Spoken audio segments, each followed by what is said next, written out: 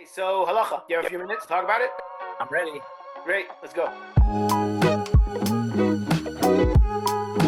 So last week we continued talking about mixtures and what is considered a mixture, and we saw that if they're in different sizes or if it's very noticeable, then it's not really considered a mixture. And you actually had a very good question. Shabbos morning, I went to our pile of peaches that we had on the counter, and I noticed that some of them were getting a little bit soft. And I wanted to take the soft ones out and put them in the fridge so they would stay good. I was immediately faced with the question, if it is a mixture, all these peaches, then it's a problem because I'm setting it aside for later use. I'm not taking those peaches out to be used right away. I'm putting them in the fridge. So my initial reaction would be that it was a problem. Why? Because as we learned last week, things that are qualitatively different are considered a mixture. However, upon further thought, I think it's permitted because here at this moment in time, all of the peaches are edible. They're all good. They're all the same. Some are a little softer, a little harder. That's not really a qualitative difference. And therefore, to take them out at that point, put them in the fridge for later use, is okay because we're not talking about a mixture. Great. So last week we ended off giving an example of how one can sort a mixture in case they really need by throwing it up in the air or by spreading it out on a table. But in many cases, you can't do that. So what are there different ways of, yes, going through a mixture and sorting things out if you do need to? We talked about there are three conditions that have to be met. You have to be taking the ochel, that which you want, out of the mixture, as opposed to taking out that which you don't want, the psolet. Number two, it's got to be done with your hand as opposed to using a kli, some kind of a tool, some kind of vessel. And number three, it has to be for immediate use. So let's start taking those one at a time and understanding them and how to apply them. We'll start with what we mentioned last, which is using it laeltер for immediate use. How do you define immediate? Is it only right away? So the Rama writes in Shulchan, as long as you're in the meal, then it's considered laeltер, it's considered immediate use, even if it's for later in the meal. It could be hours later, the Mishnah Berurah notes, but as long as it's all one meal, that's considered laeltер. The Mishnah Berurah also notes that as long as you were planning on using it, it's okay. You don't have to worry if for some reason you don't get to it, that's all right. The main thing is that when you separate it, you're planning to use it within that meal. Now, if we move out of the context of food and move to a game, as we talked about last week, as long as it's part of the game, even if it's for later in the game, then it should be permitted. So if you need to sort something now, you're not using those cards or those pieces right now, but you're going to need those cards separated later point in the game. It would be permitted right now to separate them. As you mentioned last week, though, to sort something when a game is over to be used for the next game, or in the case of the meal, to sort something to be used for the next meal and to be put away, that would be a problem, and that would not be considered laeltер. Now, do you have to be sitting at the table already in order for it to be considered laeltер? Mishnah Berurah says no. As long as you're samuch l'sauda, you're close to the Sauda, that's okay. How do you define samuch? So Moshe Feinstein, the great Psolet of America in the 20th century, he explains that it really goes by every person. Whatever is the normal amount of time it takes you to prepare something for a meal, that's considered samuch. So it might be 20 minutes, 40 minutes, an hour. As long as it's part of your normal preparation for the meal and you're not going to go do something else in between, that would be okay. Following this reasoning, Rosh Zalman Auerbach says, let's say you have a big meal, a simcha. It could be hours before you need to start preparing. That is permitted to sort the silverware, or to sort other things out, because it's all part of the preparation going up to the meal. So it really goes by each situation. What is the normal preparation for that meal? Another application, Rosh Zalman says, let's say you want to heat up some chicken. You want to take it out of the stew of the saucy item, which, as we'll learn in a few weeks, you can't heat up the liquid on Shabbos, but you can heat up the solid piece of chicken. So Rosh Zalman says, even though it's going to be hours before, if it's the normal way of preparing the chicken, to take it out and put it on the fire hours before, then it would be permitted and it would not be a problem of doing bורר for a later point in time. Another interesting question for parents. Let's say you're going out to the park and you want to take a change of clothing and your closet's not so organized. Your kids' clothes are a mess and you go through and you pick out the clothing that you want for your kids. Is that okay? You're not using it right now, but you need to take it out now in order to go to the park. So some permit it, Rosh Zalman Auerbach, who we've been quoting, he says, no, that's a problem because you're not going to make use of it until later. An interesting contrast to this is, let's say you have a guest at your house and you want to give them a parting gift. You want to give them some food to take with them on the way. There, Rosh Zalman Auerbach says it is considered immediate use because you, the one who's doing the separating, you have finished your job. Your job is to get this out and give it to your guests. Therefore, it is complete. It's an immediate use. However, if you need it for your kids for later use, even though you need to do it now because you're not going to be home later, that's not considered laeltер, and that would be a problem. Okay, so we defined what is considered BaYad, laeltер, in the words of the Gemara. What is considered not with your hand, or bikli, which is not permitted. Okay, so on a Torah level, it's specifically a kli that is made to separate. Let's say a strainer. So you pour something through a strainer, that's created to divide up good and bad, and that would be a problem. Midrabanan, Chazal prohibited any tool that would do separating. So even if it's not made for that purpose, it would be a problem. So an example of that, let's say you want to pour out the liquid from a mixture. So one example is, let's say you want to take the lid of a bowl, or let's say a good example would be a tuna can fish, and you want to hold the lid over the solids and let the liquids drain out. And here we're talking about where it's a thick mixture and you can't really separate so clearly between the solids and the liquids. That would be a problem, even though this is not an item that was made to separate, but you're making use of it to separate. That would be a problem of using a kli, albeit midrabanan. Hold on, so what about using a fork or a spoon to take out from a thick mixer? Well, that would be bad if that would be a problem, because then you wouldn't be able to eat. You'd have to eat with your hands. Thank God you don't have to do that. And the reason is that the spoon and the fork is considered an extension of your hand. It's not functioning on its own. It doesn't do anything on its own. It's in contrast to the other items we talked about. The kli itself is what accomplishes this, in contrast to a slotted spoon, because with the slotted spoon, it's the spoon itself that is creating the separating. It's not just a function of your hand, of your dexterity doing it, but it's the spoon that accomplishes it, and that would be a problem. Now, here's some other examples that people are not always aware of. It's very common to put rice in a salt shaker to keep it from congealing. That would be a problem because the salt shaker has little slots, lets the salt out, but holds the rice back. Potentially, that's a problem. Another example would be a pitcher of ice water, which has slots to let the water out and keep the ice back. So that might be a problem. If the ice cubes are very big, as we learned in the past, and it doesn't look like it's mixed, then it would be okay. But if we're dealing with smaller pieces of ice, that would be a problem too. Another example we don't usually think of as a tea bag. When you pick the tea bag out of your tea, if you think about it for a second, during the week, you let it drip so the tea drips back into the cup. But what's happening there? The bag is a kli that's holding the tea leaves in and letting the water out, and that would be a problem. How do you get your tea bag out on Shabbos? Well, the poskim note an easy solution would be to take a spoon and scoop it up, because then the drips are not really going anywhere at all. They're going into the spoon. You're not really interested in those drips, and therefore it'd be permitted. I do want to make one disclaimer here, and that is we've been talking lots of details of the Melacha of Bורer, and one of the challenges of the Melacha of Bורer is that we have so many examples that we bump into every day, as we started with. The Gemara gives us principles, and sometimes there's dispute about how to apply those principles. What we've tried to do here is present the mainstream common practice position. However, we should know that there are different opinions, both about the issue about taking clothing and other non-food items and separating those, as well as some of these kalim, the salt shakers and the water pitchers. So there are different opinions, but like I said, we presented here the mainstream common approach. Great, important disclaimer. And next week, we have to continue talking about the third part of the rule we mentioned of what is considered ochel mi psolet, what exactly would be considered psolet, what we don't want, what would be considered ochel, what we do want. It seems pretty straightforward, but we'll discuss the different fruits we have, peels from bananas, from apples, and other interactions we have with ochel and psolet. Great,